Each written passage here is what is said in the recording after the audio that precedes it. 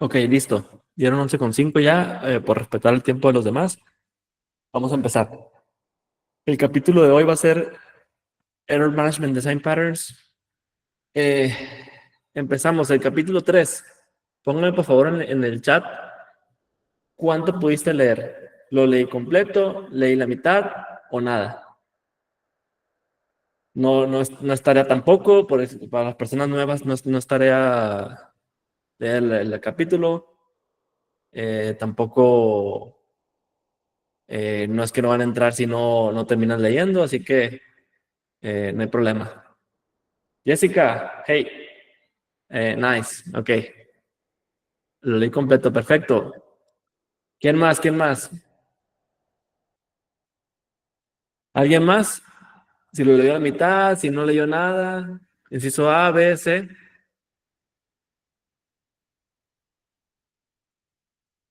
¿Nadie?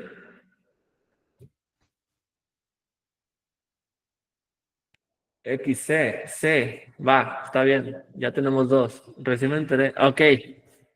No te apures, Arnold, pero excelente ya con eso. Vamos, entonces vamos al siguiente slide. Para los nuevos, lo que he hecho es que en el... Ah, excelente, Silvia, súper. Para los nuevos, lo que he hecho en las sesiones anteriores, lo primero que inicié desde la primera sesión es que no existen preguntas tontas, todos podemos preguntar y participar. No me gusta hacerlo lo más de monólogo posible porque al final de cuentas, soy un facilitador para esto y entre más participen, mejor. Como lo es plasmado es en cuestión de qué es lo que plantea el autor o la problemática y cuál es su solución o de qué afronta y cómo poderlo llevar. Y lo he estado llevando por analogías. Las sesiones anteriores han sido con comida, restaurante, pero esta vez la vamos a manejar así, con hospital de datos, porque estamos hablando de errores. Ahorita van a entender por qué. Empieza el capítulo con algo de, en este mundo nada es seguro, excepto la muerte, los impuestos y los errores en tus datos. Siempre pasa eso en los errores en tus datos. Benjamin Franklin, según el autor, puso nada más la muerte de los impuestos, no está involucrado en datos. Así que el punto 3 es que siempre va a haber errores en datos. Entonces, a ver, póngame aquí en el chat, por favor. Elige el error que crees que te haría sufrir más. Inciso A, el pipeline explota en producción.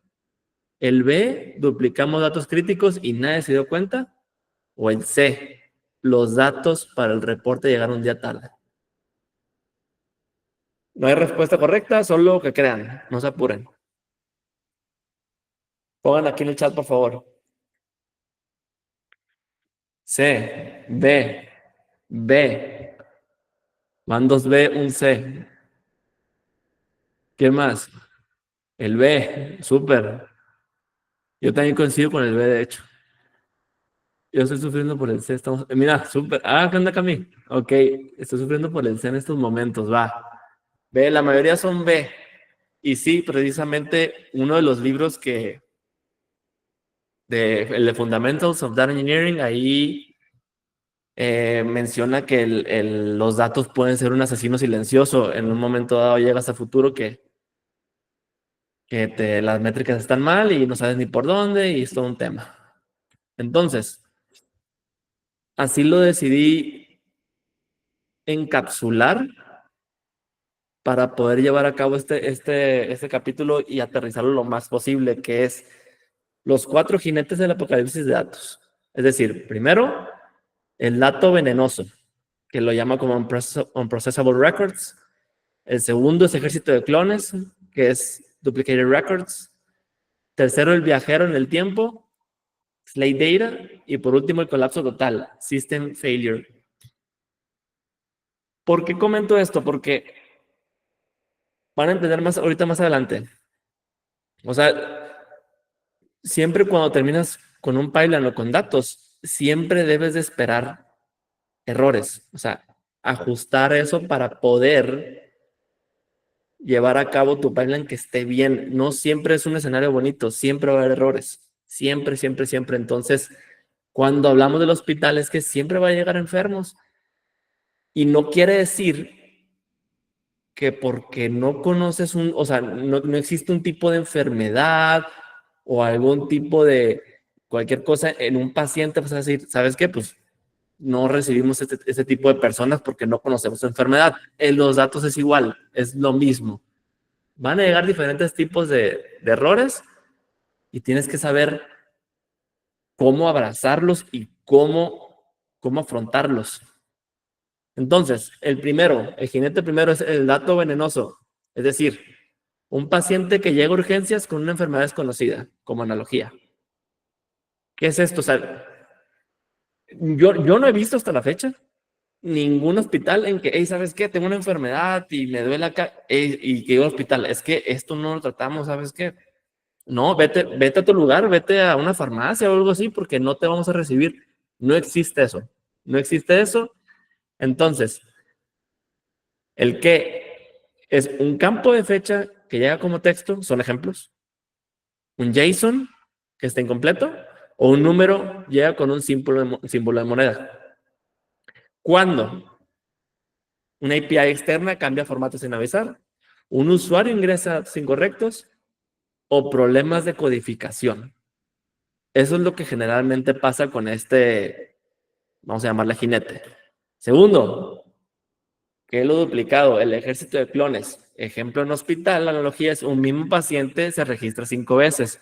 Digamos que al final de cuentas, no sé, Juan Martínez decide registrarse 5 veces porque le gusta llenar el formato al momento de llegar, le gusta llenar.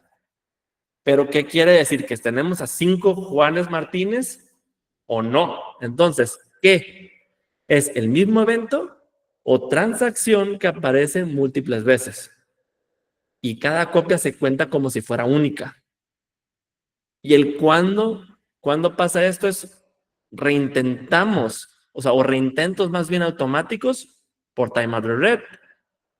Un job falla y se ejecuta desde el inicio o múltiples sistemas envían el mismo evento. Estoy plasmando estos tipos de escenarios porque en el libro mencionan como por cada tipo de patrón o receta está este problema, ¿cuál es la solución? 3, el viajero en el tiempo. Entonces, el ejemplo es un paciente que tuvo un accidente ayer, pero llegó a urgencias hoy. Aquí, o sea, imagínense, ¿cómo lo registro? ¿Como que tuvo el accidente ayer y fue el problema ayer o fue hoy? Es un tema que tienes que evaluar en hospital. Ahora, en datos es el qué. Datos que llegan después de que su ventana de tiempo cerró. O eventos, por ejemplo, de un lunes que llegan un miércoles. ¿Y cuándo un dispositivo móvil sin conexión que sincroniza después? Aquí, ojo, en este quiero recalcar algo. Hay un tema con el evento o sea, el tiempo de evento y el tiempo de procesamiento. Imagínense que ustedes van en un avión, mandan un mensaje, le ponen en modo avión.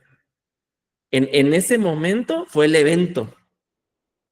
Cuando llegan otra vez a una señal, el procesamiento es ese evento. Entonces, ¿cuál consideras qué tiempo? Es otro tipo de conceptos que se pueden afrontar en el streaming, pero prácticamente eso es. Para seguir la línea aquí, el cuándo es procesos batch que se retrasan o sensores IoT, Internet of Things, con conectividad intermitente. Y el 4, el colapso total. O sea, imagínense, si están o estábamos, imagínense que todos aquí estábamos en una cirugía que dura como 3 horas, pero se termina. O sea, o yo un momento dado en que se va la luz o algo así, ¿tenemos que empezar de cero o no? Ahora, pónganse a pensar en datos en eso. Que estén corriendo algo en la noche o algún otro tipo de escenario en el que falla, tienes que empezar de cero de nuevo, sí o no. Entonces, ¿qué? ¿Tu proceso falla después de horas de ejecución? y más bien, tienes que empezar desde cero. ¿Cuándo pasa esto? Errores de infra, disco lleno, memoria, etcétera. Conexión a base de datos que se pierde o límites de API cansados. Suele pasar esto. Lo intento poner lo más resumido posible porque al final de cuentas en un slide no se puede plasmar absolutamente todo el libro, pero me gusta como encapsular lo máximo posible para que se entienda y lo mejor en cuestión de analogía. Entonces, ¿qué llega? Las soluciones, patrones al rescate. Es decir, para cada enfermedad debe existir una cura probada. Debe de existir. O sea, en la realidad tenemos entendido que todas las enfermedades no se pueden curar porque algunas no conocemos. Pero como los he platicado anteriormente en cuestión de recetas, ha sido así, o sea, existen patrones, son recetas que ya existen. Por experiencia, las personas ya pueden tener una solución a cierto caso de uso. Ahí les va. En esto de errores que les quede claro tengo un síntoma, luego es un diagnóstico. ¿Sabes qué? Mi síntoma es, esto me pasa en datos. Ok, diagnostiqué esto. Esto es lo que está realmente pasando. Detecto algo de síntoma, diagnostico esto y por último ok, aquí está la medicina. Aquí está el patrón, aquí está la receta, como quieran llamarla. Entonces, ahora sí, este es el primer patrón que habla el autor, aislando datos tóxicos. Entonces, la analogía es como una sala de aislamiento en el hospital. O sea, los pacientes contagiosos no detienen la atención en los demás. Así de fácil. O sea, imagínense que lleguen datos corruptos, codificación o lo que les mostré anteriormente, y por eso, ¿sabes qué? Es que ya no podemos procesar los datos porque es que llegó este detallito en el pipeline y ya en tu reportería, tu inteligencia artificial, lo que quieras, no vas a poder hacerlo porque tienes el mínimo error. No funciona así. Entonces, esta sección del capítulo aborda el problema de registros venenosos. O sea, lo llama como, si mal no recuerdo, lo llama como poison pills, algo así. O sea, que por estar mal formados, tener un tipo de dato incorrecto hace que el procesamiento se detenga por completo y no debe ser así. Entonces, este patrón de dead letter, ¿qué hace y cuándo usarlo? Entonces, ¿qué hace? Separa los datos problemáticos del flujo principal, guarda errores para análisis posteriores y permite que el pipeline continúe con datos buenos. ¿Cuándo usarlo? Procesando datos de fuentes externas, cuando un registro malo no debe tener todo, o pipelines en streaming. Entonces, o sea, el problema central, ¿cuál es? Un solo registro malo puede tener todo el pipeline. Eso es lo que puede pasar. Entonces, la solución conceptual que pone el autor es separar el flujo de datos buenos de los malos. Entonces, ¿qué beneficios tienes? El sistema sigue operando a pesar de datos erróneos. No hay pérdidas de datos, es importante. Entonces, los errores se almacenan para analizar después. Como si fuera no soy experto, pero tal vez sea como un análisis forense, por así decirlo, pero como pensando en experiencia que me ha pasado en cuestión de datos y así, y le das un tipo de observabilidad al final de cuentas, o sea, te puede alertar sobre los problemas de los sistemas origen. La implementación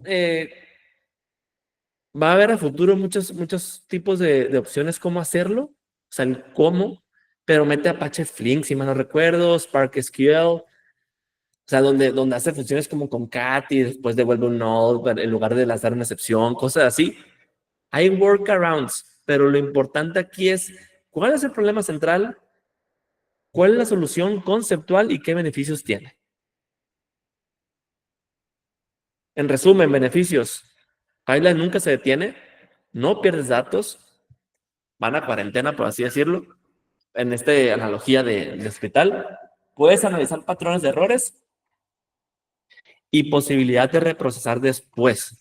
Pero consideraciones en este escenario en este patrón necesitas un proceso para revisar la cuarentena y puede acumular muchos datos si no se gestiona.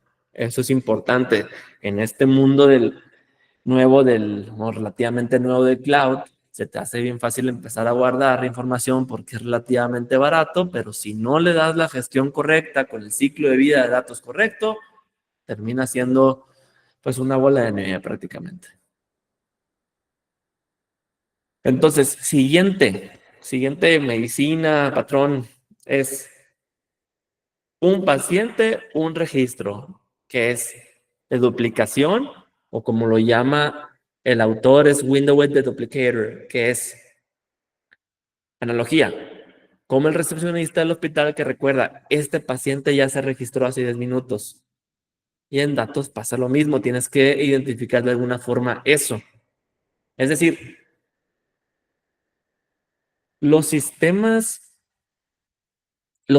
distribuidos, o sea, generalmente operan vamos a llamarle una semántica como contexto de entrega de que al menos una vez para garantizar que no se pierdan los datos.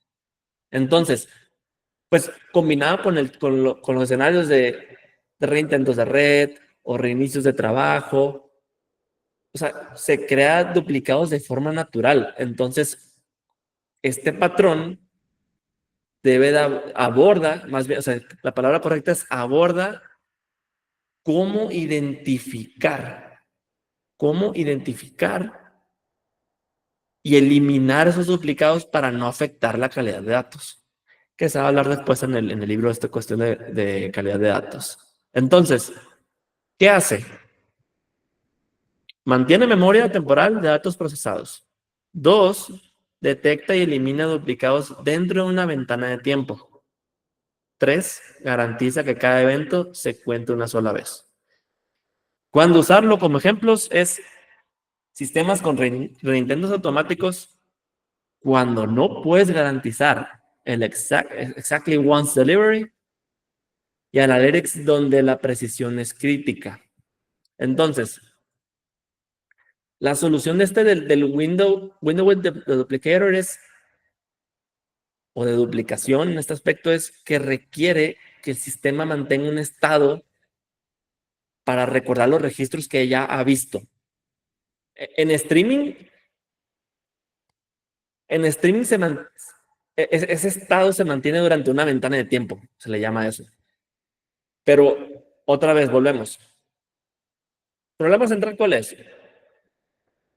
Las garantías de entrega y los reintentos generan duplicados que corrompen las métricas.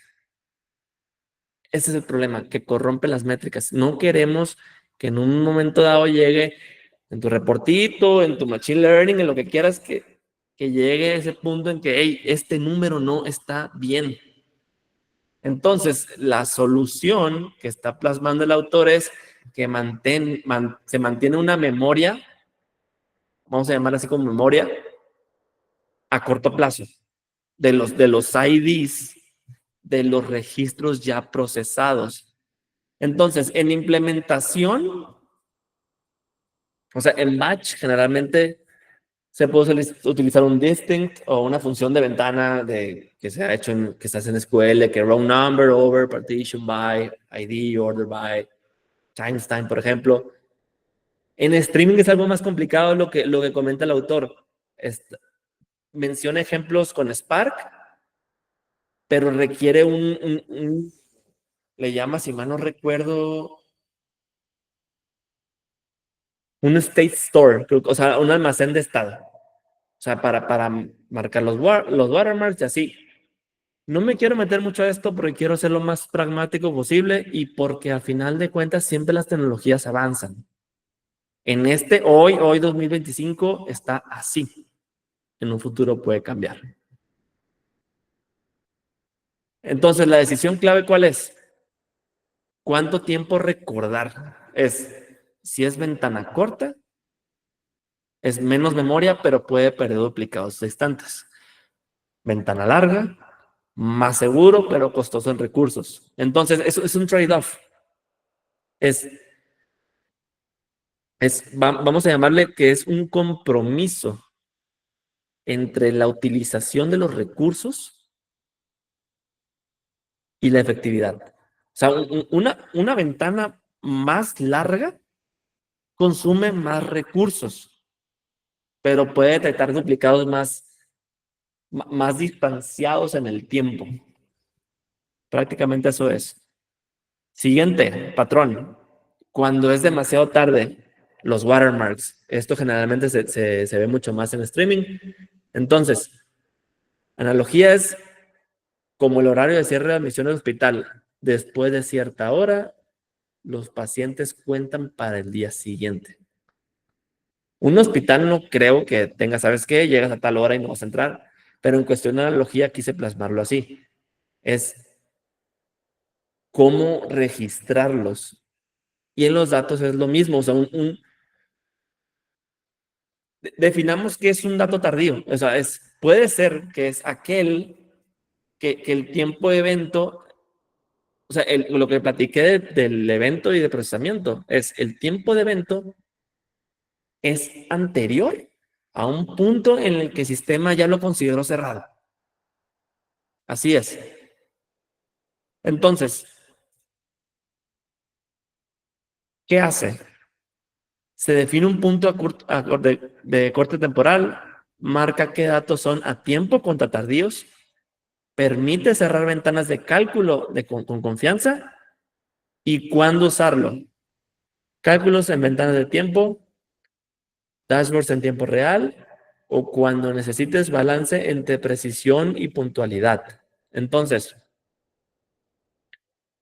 aquí el punto es ¿cómo decirlo? O sea, perdón, aquí está. Mira, vamos a ir con el dilema primero. Mira, el dilema es watermark agresivo, poco tiempo de espera, es resultados rápidos pero menos completos. Y watermark conservador, resultados completos pero tardíos. Aquí, o sea, lo clave es cuando tú decides qué tipo de watermark vas o registro hasta este punto lo vamos a hacer, evitas que el contexto y semántica al momento de hacer el progreso de todo el pipeline, tú determines qué tienes. Todo recae ahí. Y todo o sea, ahí el watermark ya depende mucho de semántica, qué exactamente estás tratando tú de resolver y determinar de que, ¿sabes qué? A tal hora llega cierto paciente, por ejemplo, y se determina si es ayer, hoy o algún otro punto del tiempo. A ver, perdón, me fui para acá. Ok, va. Listo. La otra medicina es mirando al pasado para arreglar el presente. Presente, perdón. O sea, la analogía es cómo revisar expedientes médicos antiguos cuando llega nueva información del paciente. Esto está interesante. Esto es lo que plantea el autor. Son dos estrategias, la estática y la dinámica. La estática es simple pero costosa, la dinámica es inteligente pero compleja. Entonces, la estática es siempre reprocesa los últimos X días, tú determinas qué días, garantiza capturar todos los datos tardíos y desperdicia recursos reprocesando sin cambios.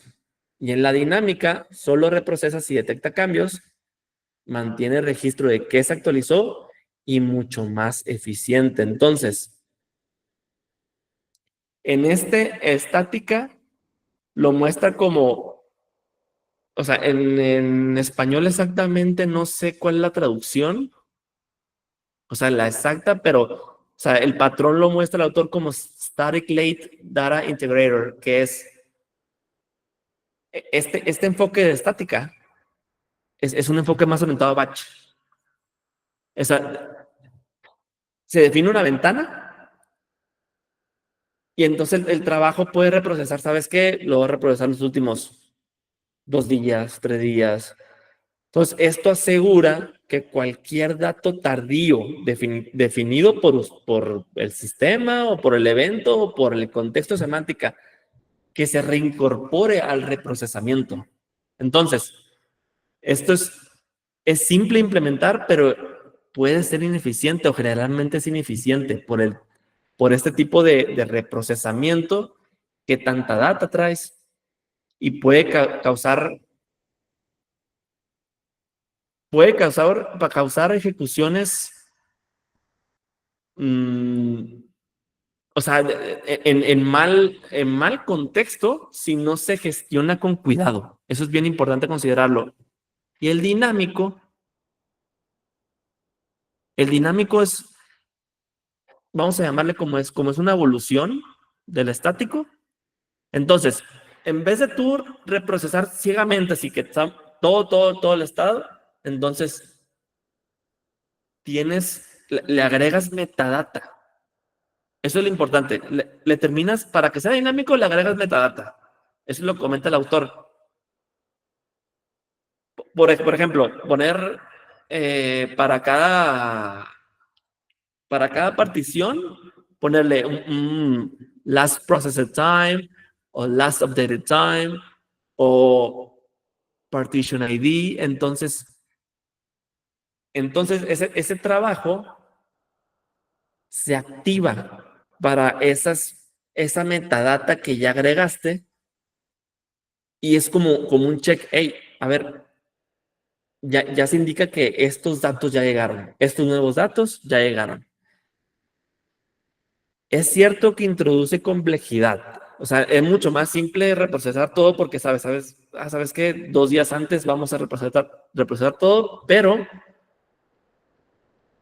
eh, aquí algo que está bien interesante de lo dinámico es que la concurrencia es un riesgo. ¿Por qué? Porque múltiples trabajos pueden intentar reprocesar la misma partición a la vez, por la misma metadata. Se tiene que gestionar muy bien eso. Si tú tienes last processed time, llegan nuevos datos, pero tienes otro tipo de múltiples trabajos que dice, ¿sabes qué? Aquí también me estoy dando cuenta que voy a reprocesar esto, lo hace y es aún incluso más complejo de administrar eso. Hay que tenerlo bien presente eso. El autor menciona Apache Airflow para esto, muestra algo de código, tiene más código ahí en repositorios de GitHub, pero sí, muy, muy por encimita. Lo que tiene el autor es ya en el repositorio de GitHub que lo pone mucho más detallado. Entonces, ¿cuándo usar cada uno? En resumen, así es. Lo estático son datos críticos, volumen manejable. Dinámico es grandes volúmenes, recursos limitados. Así tal cual. Y este tema de guardando el progreso como en un videojuego. Checkpointing, así de fácil es. No encontré como la analogía exacta en hospital, pero creo que es más fácil ponerlo así, que es como los videojuegos. O sea, si es game over y si lo guardas en cierto checkpoint, pues no empiezas desde nivel 1. Prácticamente eso es. Le platico qué hace y cuándo es crítico para después abordar lo que el autor muestra, que es, primero, ¿qué hace? Guarda periódicamente el estado del proceso, incluye qué datos ya procesó, o sea, como resultados parciales, permite reiniciar desde el último punto guardado. Y aquí lo importante es cuándo es crítico. O sea, no para todo va a ser checkpoint. Es procesos largos de ejecución, o sea, que tardan muchas horas, costos altos de reprocesamiento y pipelines complejos con múltiples etapas. Es decir, vamos a decirlo así, si un trabajo falla, no debería, no debería tener que empezar desde cero. O sea, entonces este patrón de checkpointer, entonces el motor de procesamiento guarda periódicamente esos snapshots. O sea, como los instantáneos, como que en un lugar que sea duradero y tolerante a fallos. El autor muestra S3, el de Amazon. Entonces, perdón, aquí está. Aquí está. Listo. El problema central es cómo yo me recupero de un fallo sin tener que perder ni reprocesar todo. Eso es el problema central. ¿Qué pone de solución el autor? Que es, guardo periódicamente el progreso en un lugar seguro. Entonces, ese beneficio hace que, número uno, la recuperación es eficiente. Y número dos, es una base para lograr el procesamiento de exactamente una vez. Pero como todo hay un trade-off, siempre hay un trade-off, que es esa frecuencia que tú defines termina siendo como un compromiso. ¿Por qué lo digo? Porque si haces checkpoints más frecuentes, tú te permites a ti mismo hacer una recuperación más rápida, pero introducen una mayor sobrecarga en cuestión, por ejemplo, de latencia durante el procesamiento. Eso es lo importante que tiene que tomar en cuenta. El beneficio real es, imagínense, así de fácil, sin checkpoint. Imagínense que esté tardando muchas horas, falla el 90%. Si sabes qué, reiniciamos desde cero, 3 horas perdidas. ¿Quisieras eso, sí o no? Es un trade-off que tienes que considerar. No creo que quieras hacer eso. O con checkpoint, fallas al mismo igual, 90%, reinicias del checkpoint que definiste por el patrón que deseas agregar, reinicias desde el 85% y son pues, 15 minutos perdidos nada más. Es un ejemplo, no quiere decir 3 horas y 15 minutos es exactamente así como está, pero este es un patrón que muestra el autor como literalmente si fuera un videojuego. Eso es lo que platica. Ahora, este patrón, la verdad, por cuestión de tiempos no lo pude hacer tan detallado, no, o sea, lo plasma, pero por cuestión de tiempo ahí tengo un acento personal, no lo pude detallar así tan bonito. Pero, ¿qué es esto? O sea, en resumen es procesar datos que serán descartados más adelante, es un desperdicio de recursos.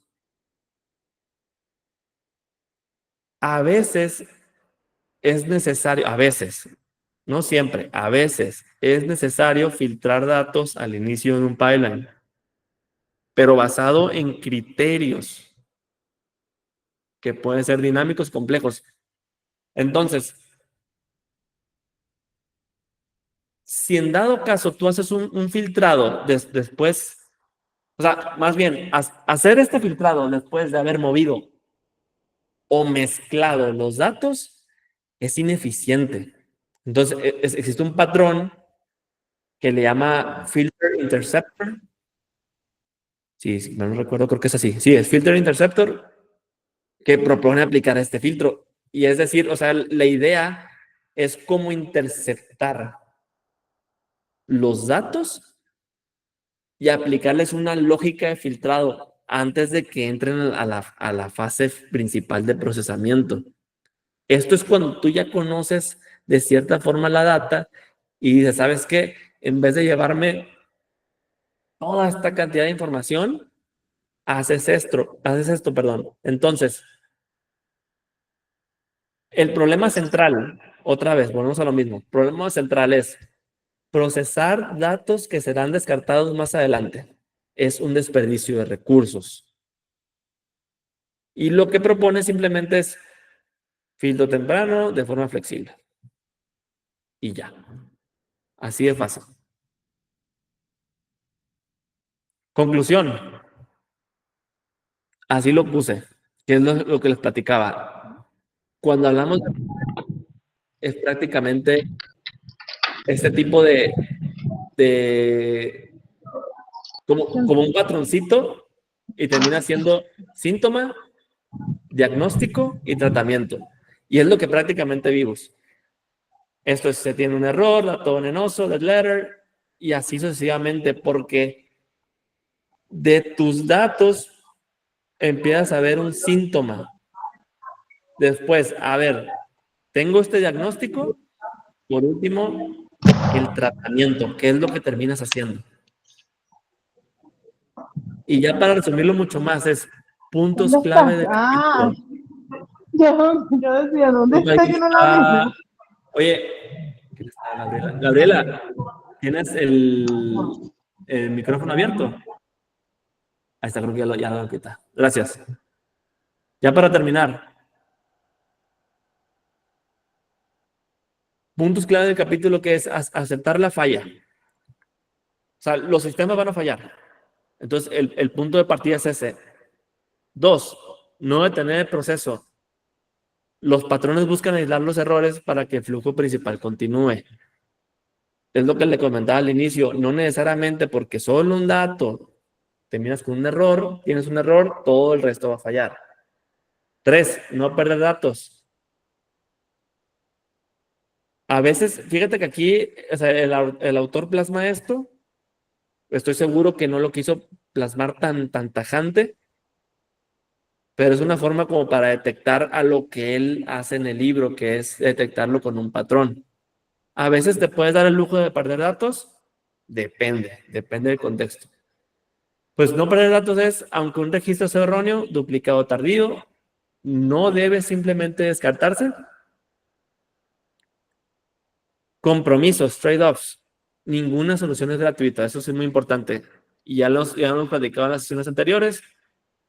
Implementar estos patrones introduce complejidad, costos de almacenamiento y latencia. Y por último, el contexto, que es súper importante. Depende de batch o streaming. O sea, las soluciones varían significativamente. Este capítulo en particular se enfocó mucho, si pongo porcentajes, un 65% streaming, el resto batch. Pero sí fue muy puntual en cuestión de contexto. Y cerrando el capítulo para pasar a la sección de preguntas es, los errores no son bugs, son features. O sea, bueno, o sea, features lo quise poner porque tienes que tú encargarte y diseñar asumiendo que habrá errores, porque siempre lo va a haber, siempre lo va a existir. Aislar es mejor que parar, usas del error.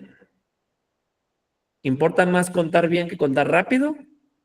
Depende del contexto, pero aquí la duplicación es crítica porque cuentas ya exactamente bien. El tiempo relativo por el contexto, define tus watermarks sabiamente. Y por último, guarda tu progreso. Checkpointing como en los videojuegos, que es seguro. Próxima semana, este capítulo. Preguntas. Déjame, pongo acá que aquí ya vi unos comentarios.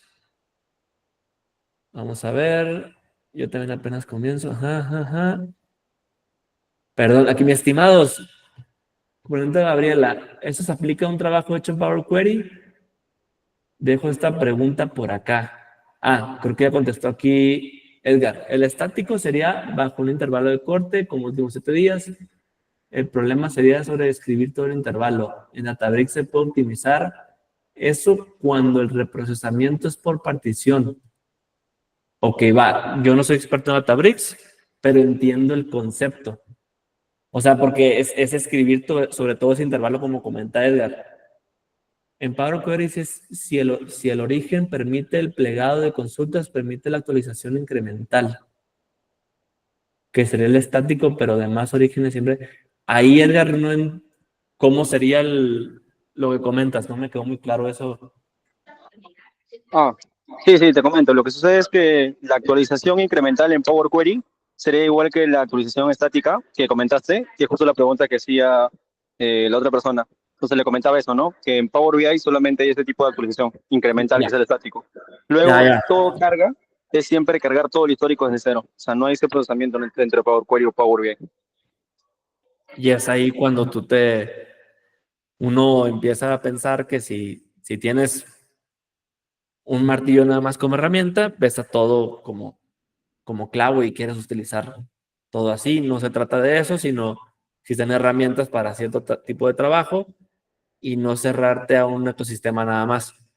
Pero bueno, hay veces que en las empresas simplemente tienes ese ecosistema, terminas cerrándote y operando tu modelo operativo, tu modelo arquitectónico termina siendo en base a eso. Preguntas, ¿qué preguntas más tienen?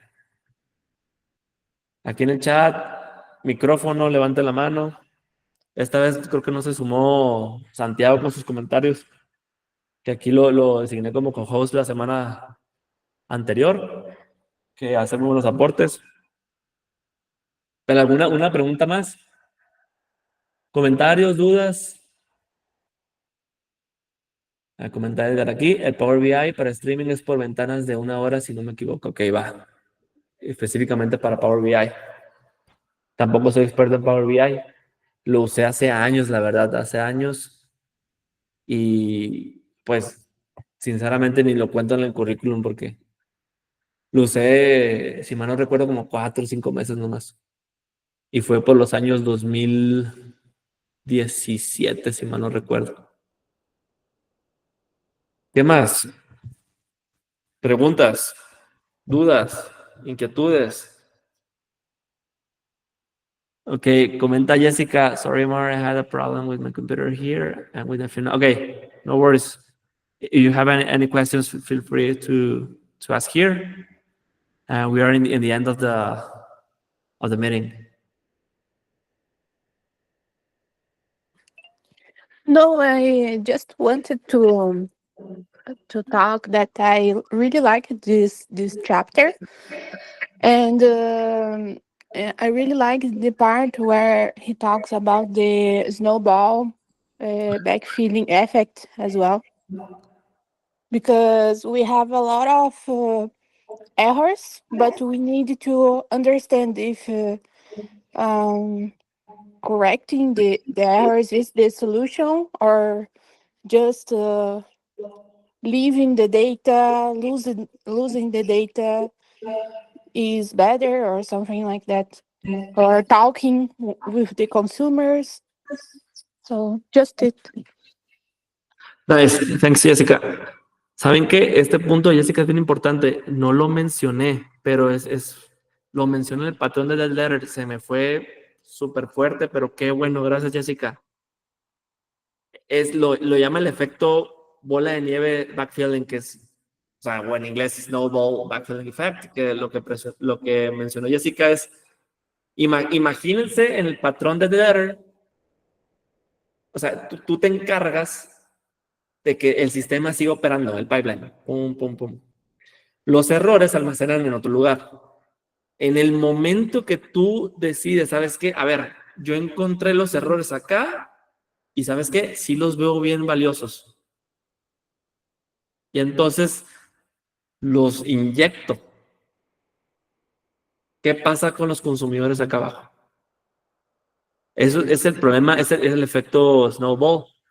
Entonces, los sistemas que están acá abajo, los productos de datos, como quieras llamarla acá, también podrían necesitar reprocesar datos para mantener la consistencia. Eso es muy importante. Gracias, Jessica. Thank you. Muy importante ese efecto y se me fue la verdad ahí. Qué bueno que participaste. ¿Qué más? Nos faltan 10 minutos. No, perdón. ¿Qué tal, Jesús? Hola, ¿qué tal? No, o sea, es inyectar lo corregido. O sea, están los errores y aquí está lo bueno.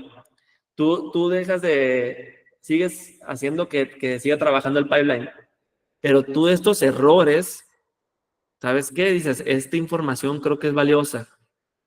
haces algún tipo de procesamiento para corregirlo e inyectarlo acá, pero mientras está corriendo esto,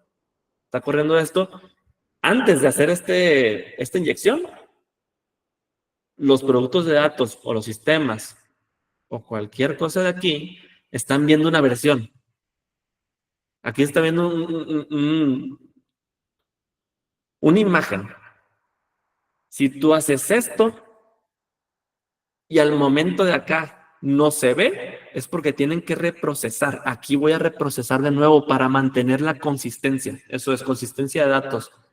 Yo tengo aquí en consistencia de datos, tengo acá. Eso es el efecto snowball.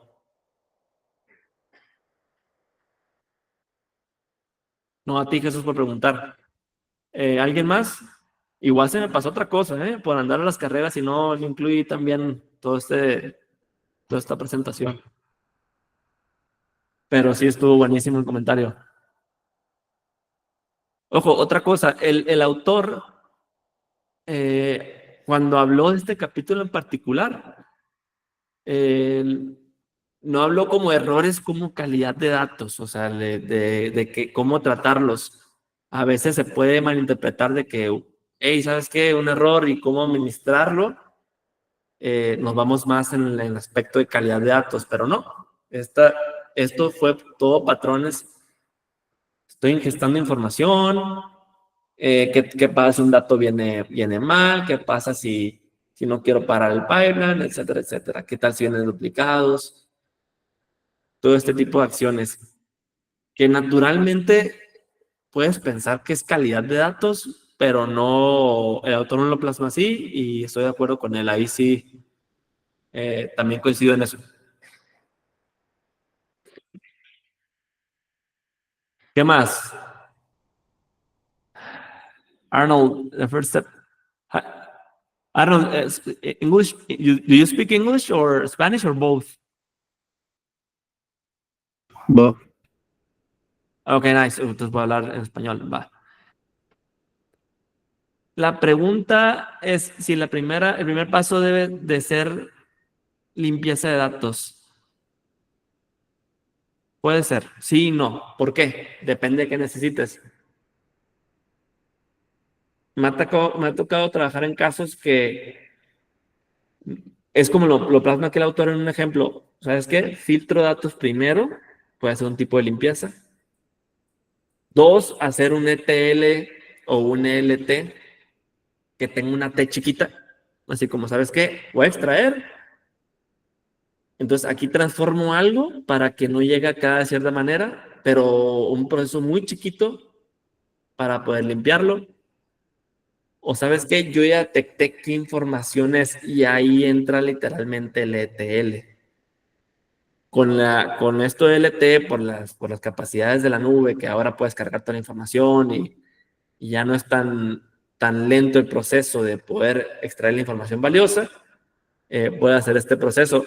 Ahora, ¿en qué casos no necesariamente tienes que limpiar? Temas de trazabilidad, temas de linaje, temas de que, ¿sabes qué? Yo quiero llevar toda la información, absolutamente toda, en crudo a cierto lugar. Y ahí no necesariamente tienes que limpiar, sino nada más hacer la extracción, literal. Extracción y carga. Listo. El método de cómo hacerlo es diferente.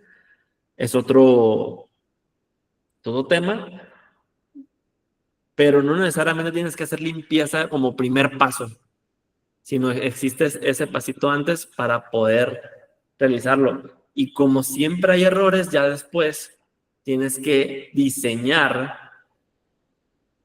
tus pipelines de acorde a eso. No sé si aquí, Arnold, contesté tu pregunta o iba más a otro, o sea, a otro tema o no sé. Sí, de hecho, sí me ayudó, digamos, a aclarar. Ahí digamos, otra cosa para comentar. Es que entiendo de que conocer la infraestructura, digamos, de los datos, toda la arquitectura, la primera parte, digamos, es como que está en diseño. Va a haber, digamos, un repositorio que creo que lo dicen, Data Row, donde es la data cruda. Y luego de ese va a pasar a la siguiente etapa, o de repente en el pipeline, se guardan los registros en una data, digamos, ya curada o una data limpia. Y justo mi comentario era en eso, ¿no? Ya. Ok, súper. Va, fíjate que aquí, ese es otro patrón, hablando de patrones, de que tú extraes, que cae un data lake y después lo mandas a un data warehouse. Eso es como el patrón moderno, vamos a llamarle. Pero aquí lo que yo he visto en experiencia con otros ingenieros o formas de solucionar es que piensan que ese es el patrón y ya lo hacemos así. No necesariamente. A veces, o sea, dependiendo del contexto de necesidad, ¿sabes qué? En vez de pasarlo a un data lake o en esa capa de staging, como quieras llamarle, lo puedes pasar directo a un data warehouse. Sí, también es posible. O sea, no se casen con con un patrón en particular porque al final de cuentas son recetas. Comenta Jesús, eso es delta. ¿Cómo es ese comentario, Jesús? No, ¿cómo sería el delta? ¿Pero en comentario de Arnold o comentario mío o cómo? Arquitectura delta por capas, donde se encuentra Medallion. Ya. Eso, Ok, lo ya. entendí eso. Ya, pues es el nombre de delta también es por... Sí, bueno, ahí no sé, ahí corríjame. Creo que si lo llaman delta literal así, delta, lo que comenta Jesús es por Databricks, porque cuando también alguien habla de que, hey, ¿sabes qué? ¿Cuál es el delta? En patrón incremental como el capítulo anterior, de que pues, el delta de tal timestamp, que está esta información, ¿qué tanto de delta voy a agregar? Es también otro tipo de concepto en delta. Omar, una consulta. Dime. ¿Se te podría hacer una pregunta sobre tu libro? Sí, adelante, sí, sin problema. Tengo unas cuantas, pero para esta sesión me he guardado la primera, la cual sería, al principio pones una parte en la que son dudas que deberíamos hacer al entrevistador, o preguntas que Sí. tenemos que hacernos como cómo puedes ayudar al cliente, qué también conoce el cliente sus productos, que son dudas que tenemos que tener en mente. Y al Sí. final siempre acotas un comentario, un mensajito, y tú pones en este caso que seguro nosotros tuvimos algún reto, en un momento de la entrevista, cuando nos preguntan si tuvimos un reto del trabajo, con respecto a los trabajos anteriores y cómo los afrontamos. ¿Cómo relacionarías estas preguntas a ese momento para responder con el entrevistador? Porque yo Ahí te va. entendí... Ajá, Ajá. dime. Tú adelante. Cierra tu idea.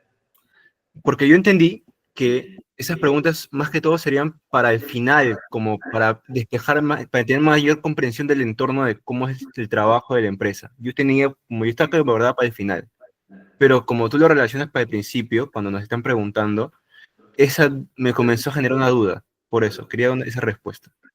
Ya, ahí te va. Mira, al momento que he entrevistado o sea, para puestos de datos, cuando, cuando les planteo un problema o hay un problema, luego se van a las herramientas. Ah, mira, este Databricks y tal y tal. Esto de requerimientos funcionales y no funcionales, lo que puse ahí en el libro es, tú te vas un pasito atrás. Simplemente con hacer eso, el entrevistador va a decir, mira, o sea, tiene contexto de que no te casas con la herramienta, sino que ve el contexto del pipeline que vas a hacer o la solución que vas a hacer. O sea, a ver, pues un tema de resiliencia, un tema de que, a ver, en este paso no se van a perder datos, o sea, a ver, en este paso, ¿sabes qué? Tiene observabilidad de quiénes son los clientes finales. Este tipo de acciones hacen que tengas que se vea que tengas más experiencia y que digas, esta persona literalmente no se casa con la herramienta, sino que ve y entiende el impacto de sus decisiones que van a hacer y que va a conllevar a una solución adecuada. Eso es prácticamente, Jesús. Y si quieres también bueno, estamos a 1 minuto ya para respetar aquí tiempos. Me las puedes hacer offline, ahí por WhatsApp. Y para también invitados todos, cualquier tipo de pregunta que quieran hacer, no solo hacia mí, también estoy hablando por todos. Si alguien quiere apoyarse a alguien más para esto de la comunidad, adelante, adelante. Yo con gusto ayudar en cuanto tenga oportunidad, ahí por los tiempos también que son importantes respetar. Cerramos. Dale, Omar, muchas gracias. Gracias. Sí, no, de que ahí si quieres contáctame, Jesús, no hay problema. Pues próximas semanas este capítulo. Este concepto va a estar interesante y nos vemos en la siguiente sesión. Muchísimas gracias. Gracias, Cata, por estar aquí. Gracias, Cami. Gracias, Anthony. Nos vemos. Chao, chao. Thank you.